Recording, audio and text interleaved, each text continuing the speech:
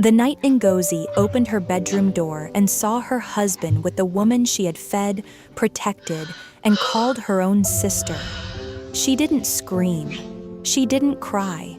She just stood there and realized something terrifying. The enemy in her house was never a stranger. Stay with me. This story will shake you. Warri, Delta State, 2018. Ngozi Ekanem was the kind of woman people described with one word: steady. Not loud, not flashy, not careless with speech. She taught literature at a private secondary school, wore clean but simple clothes, and moved through life with the quiet dignity of someone raised to value peace over praise. Her husband, Tunde Afolayan, loved that about her. They had not grown up together, but when they met at a cousin's wedding in Benin, they felt strangely familiar to each other, like two people who had been moving toward the same meeting point for years without knowing it. Tunde was warm, ambitious, and easy to laugh. He worked in logistics for an oil servicing company and carried himself like a man who believed that with enough discipline, life could be built into something beautiful. They married in 2020. Their wedding was not extravagant, but it was joyful. There was music, rice, pepper soup, family, elders who spoke blessings over them. Tunde's mother said, "A peaceful wife is a lamp inside the house." Ngozi's father answered, "And a good husband is the wall that protects the lamp from the wind." For 3 years, they tried to become exactly that for each other. Their first apartment in Warri was small, a modest upstairs flat with a narrow balcony and a kitchen so tight only one person could move comfortably inside. But they made it a home. Ngozi kept flowers in old tins by the window. Tunde bought a second-hand generator so she would not mark exam papers in darkness. They argued sometimes, as married people do, but never with poison. They apologized. They listened. They slept facing each other. There was only one sorrow they carried quietly. No child came. At first, both families said the usual things. Relax. It will happen. Stop counting months. But after a while, the whispers changed. Women lowered their voices when Ngozi entered rooms. Prayer warriors began giving her private advice. A neighbor even brought herbs wrapped in newspaper and said, "Boil this and don't tell your husband." Tunde told her not to listen. "We are together," he would say, holding her hand, "whether it takes 1 year or 10. And for a long time, she believed nothing could weaken what they had. Then, in August 2023, Tunde traveled home to Ondo for his uncle's burial and returned with a request that seemed too small to become dangerous. "There is someone I want us to help," he told Ngozi one evening after dinner. Ngozi looked up from the tray she was clearing. "Who?" "My cousin's daughter. Her name is Bimpe. She gained admission to study mass communication in Delta, but accommodation is too expensive. Her mother is struggling. It would only be for a while." Ngozi hesitated, not because she was wicked, but because she liked order, and she knew that every person added to a home also added new energy, new habits, new possibilities. Tunde saw the hesitation and spoke gently.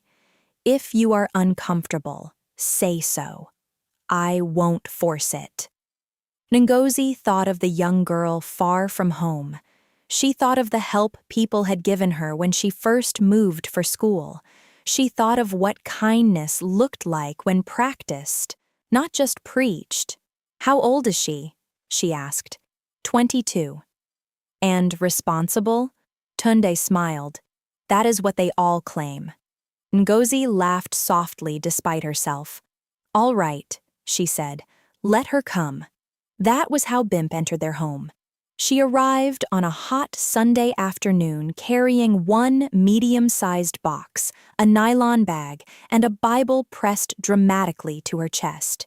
She was pretty in the polished way some girls are: smooth skin, bright eyes, careful hair, soft voice. She greeted Ngozi with respect, greeted Tunde with gratitude, and spoke with the humble energy of someone who wanted to be welcomed. "Auntie, thank you," she said. "I will not stress you. I know what this means." Ngozi showed her the spare room. She gave her clean bed sheets, a bucket, and some toiletries. That evening, Bimpe helped slice vegetables in the kitchen and kept calling Ngozi auntie every few minutes, the word soaked in sweetness. For the first 2 weeks, she was nearly perfect.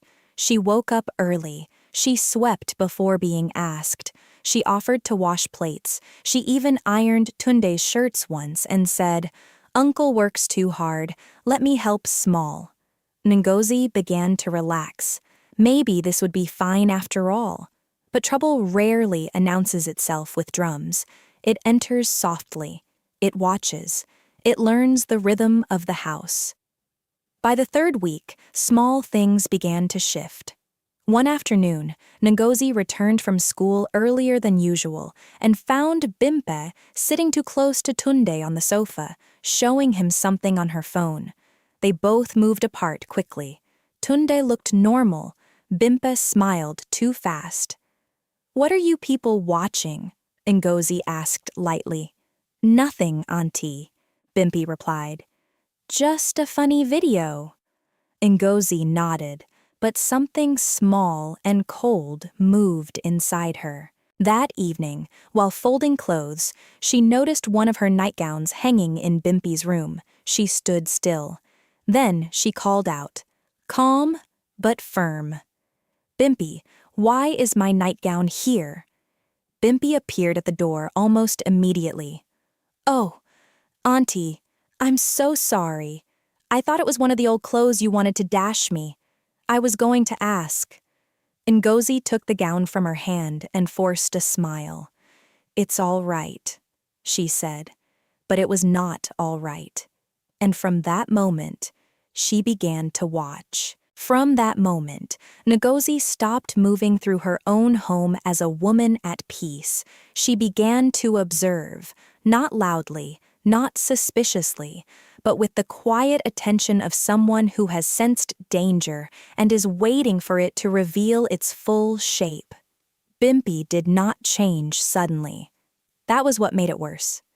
She remained helpful, polite, smiling. But the sweetness began to feel rehearsed, like a song played too perfectly to be natural. Her eyes lingered too long when Tunde spoke. Her laughter came too quickly when he made even the smallest joke. And sometimes, when she thought Ngozi was not watching, her expression would fall into something sharper. Calculating. Ngozi said nothing, not yet. Instead, she started making small changes. She came home earlier without warning. She left rooms quietly and returned just as quietly. She stopped announcing her movements.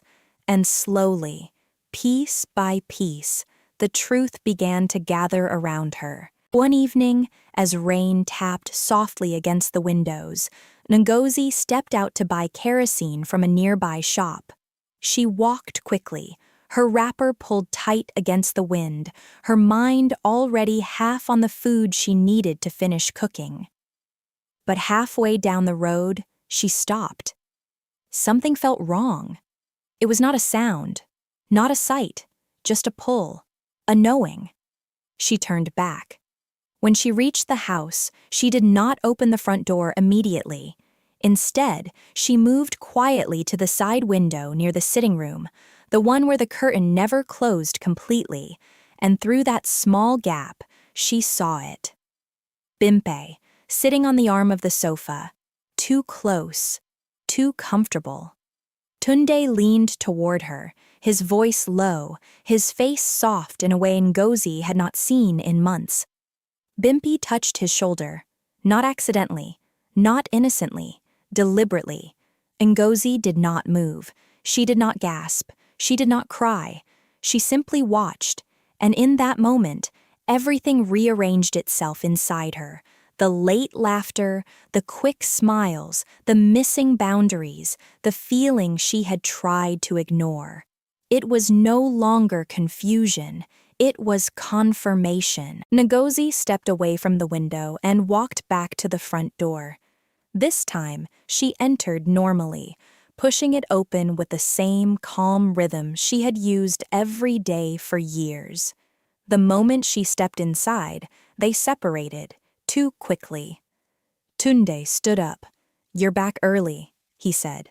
Ngozi nodded. The kerosene shop was closed. She walked past them without looking directly at either of them.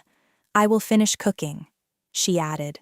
Her voice was steady, too steady. That night, she lay beside her husband in silence, her back turned to him, her eyes open in the darkness. She did not confront him, because some truths are not meant to be argued, they are meant to be exposed. The next morning, Ngozi made her decision. If they wanted to act in secret, she would bring their actions into the light. 2 days later, she set her plan in motion. She announced that she had an extra lesson at school and would be returning late. She packed her bag as usual, kissed Tunde lightly on the cheek, and left the house. But she did not go to school. She waited. Hours passed. When she finally returned, the sun had already begun to fall, casting long shadows across the compound. She walked quietly to the bedroom. The door was closed, but not locked. She pushed it open, and there it was. No confusion, no denial, no mistake. Tunde, Bimpe, on her bed. For a moment, no one spoke. Then Bimpe screamed. Tunde jumped back as if burned. "Ngozi, listen." But Ngozi raised her hand, not to strike, to silence. Her eyes moved from one to the other, and when she spoke, her voice was calm, too calm. "You did not even respect the house," she said. Silence filled the room, heavy, unforgiving. "I gave you shelter," she continued, looking at Bimpe. "I gave you food. I gave you dignity. And you chose this."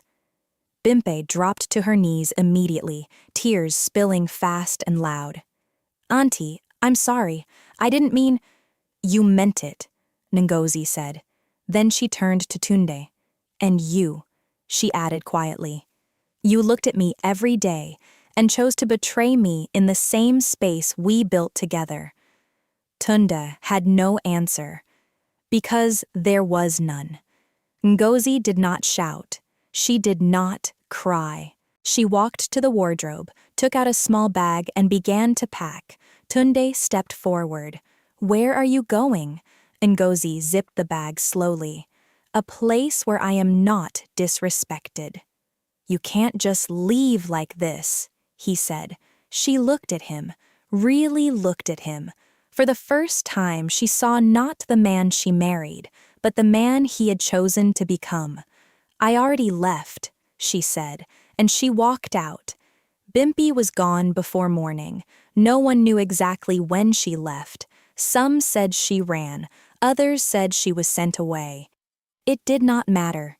She disappeared from that house the same way she entered it, quietly, but without the same innocence. As for Tunde, he tried to fix what he had broken. He called. He visited. He apologized. But some doors, once closed, are not opened again by words. Ngozi moved to another part of the city and focused on her life. Her work improved. Her spirit returned. She rebuilt herself without the weight of betrayal pressing on her chest. Months later, someone saw Tunde in a bar, sitting alone, staring into a glass he had not touched. And someone else said they saw Bimpe back in her hometown. Her name spoken with less admiration than before. Because in the end, betrayal does not just destroy relationships, It changes how the world sees you. One evening, as Ngozi stood on her new balcony watching the sun disappear behind distant rooftops, she felt something she had not felt in a long time: peace. Not the fragile kind, not the kind that depends on another person, but the kind that comes from knowing your worth and refusing to lower it for anyone. And in that quiet moment, she understood something clearly. Some people enter your life as blessings, others enter as lessons. But the most important thing is knowing when to let them go. Because not every person who calls you family deserves a place in your home or your heart. I hope you enjoyed the story. If so, don't forget to like this video and subscribe to the channel for more interesting and exciting tales.